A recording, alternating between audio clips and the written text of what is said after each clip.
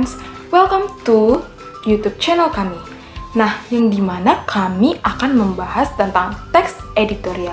Nah, kami baru dapat tugas dari Bu Rosmawati Tambunan, yaitu bahasa Indonesia. Kami disuruh menyelesaikan tentang teks editorial. Nah, di dalam video ini kami akan membahas tentang bagian-bagian yang terdapat dalam teks editorial. Nah, sebelum saya melanjut videonya, saya memperkenalkan anggota aku dulu nih. Yang pertama, saya sendiri, Gafra Inochi. Yang kedua ada Dinda Teresya. Yang ketiga ada Evi. Dan yang keempat ada Desmaria. Nah, tanpa menunggu waktu lama, ikuti video YouTube channel kami. Pengertian teks editorial. Teks editorial adalah teks yang berisi pendapat pribadi seseorang terhadap suatu isu atau masalah aktual. Isu tersebut meliputi masalah politik, sosial, ataupun masalah ekonomi yang memiliki hubungan secara signifikan dengan politik. Ciri-ciri teks editorial. Yang pertama, topik yang diangkat sedang sangat hangat dibicarakan, bersifat aktual dan faktual. Kedua, bersifat sistematis dan logis. Yang ketiga, merupakan suatu pendapat atau opini yang bersifat argumentatif. Keempat, singkat, padat, dan jelas. Kelima, bersifat analisis. Dan keenam, dimulai dari fakta umum, kemudian disusul dengan pemaparan pendapat.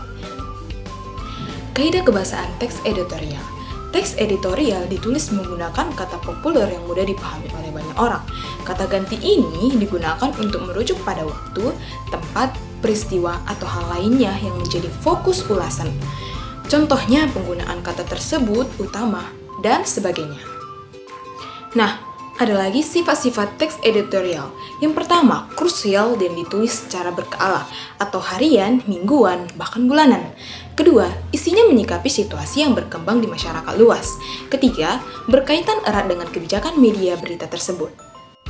Nah, kemudian, adapun aspek-aspek yang akan dibahas di dalam teks editorial tersebut adalah yang pertama judul, dan yang kedua latar belakang masalah, ketiga tokoh, dan yang keempat masalah, kelima peristiwa yang disampaikan, keenam opini penulis, ketujuh saran serta solusi permasalahan, yang kedelapan kesimpulan, yang kesembilan sumber berita, dan yang kesepuluh anggota redaksi. Selanjutnya ada struktur teks editorial. Nah, pada dasarnya teks editorial terdiri atas 3 struktur, yakni pengenalan isu, argumentasi, dan penegasan ulang. Nah, kemudian ada lagi jenis-jenis teks editorial. Yang pertama itu interpretatif editorial, yang dimana editorial yang memberikan fakta baik secara positif, negatif, atau netral. Yang kedua, kontroversial editorial, ditunjukkan untuk mempengaruhi pembaca agar berpihak pada opini redaksi. Nah, yang ketiga, explanatory editorial, yang dimana hanya menyajikan isu yang sedang terjadi, sementara penilaian atau tanggapan diserahkan sepenuhnya pada pembaca. Kemudian, langkah-langkah menyusun teks editorial.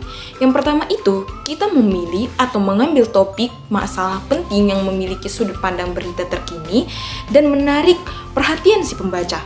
Kedua, mengumpulkan informasi dan fakta meliputi laporan objektif dan melakukan riset. Ketiga, menganalisis masalah yang telah diangkat. Keempat, memberikan solusi yang direalistis terhadap masalah di luar pengetahuan umum.